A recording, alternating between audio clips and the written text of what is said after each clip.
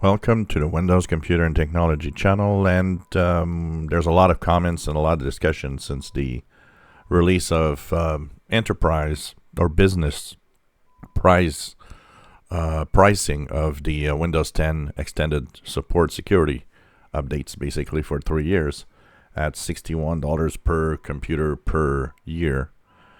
And of course, there's a lot of comments on the channel due to this, as Windows 10 will end support in year and a half from now in October of 2025. Also, some are asking me questions about what I think. First of all, I have no problem with Microsoft wanting to charge after 10 years of support, where a lot of people also got it for free. It's part of the game, and an operating system is never forever. Apple's operating system is never forever either. And one of the comments was, well, Apple doesn't charge for it. I beg to differ. Apple charges because you're paying for the hardware that includes that operating system. You are paying for that. It's as simple as that.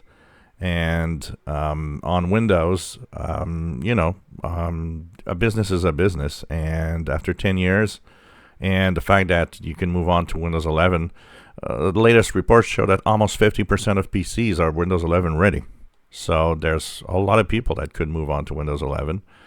And if the only thing that I have with it is the pricing, it has to be, cheap. And the reason why, there's a company called Zero Patch. And Zero Patch is a company where you can actually get security updates for Windows in Windows versions that are not supported anymore. That company, a third-party company, will actually push to you updates to fix flaws, security flaws. And it's $25 a year if you use their system. So I would think that the pricing for that should be around $20 to $25 per year in order for this to happen. Now, a lot of people are asking me, how is this going to work? You'll know when it happens, because they'll have some pop-up on the screen. They're going to tell you somewhere, hey, you're getting at the end of support, and here's a way that you can continue. All of that will be, it's definitely going to be on your screen at some point. And the way to pay, well, there's probably going to be a few ways to pay with, PayPal, credit card, stuff like that. But, to have 3 years and extend a PC that you have, if you don't want to buy a PC now, at $20 or $25 per year, I think is quite reasonable. And would give you 3 years more of Windows 10, so you keep your PC 3 more years before you decide what you want to do. And that all depends on who you are and what you do. I'll say it again because there's too many people out there saying, well, wow, a ton of people are going to move to Linux. No, it's not going to happen, because the ton of people that have Windows 10 PCs will buy a new PC when it's over. It's the way it works. It's always the way it worked. Nothing's going to change. It's going to be like that.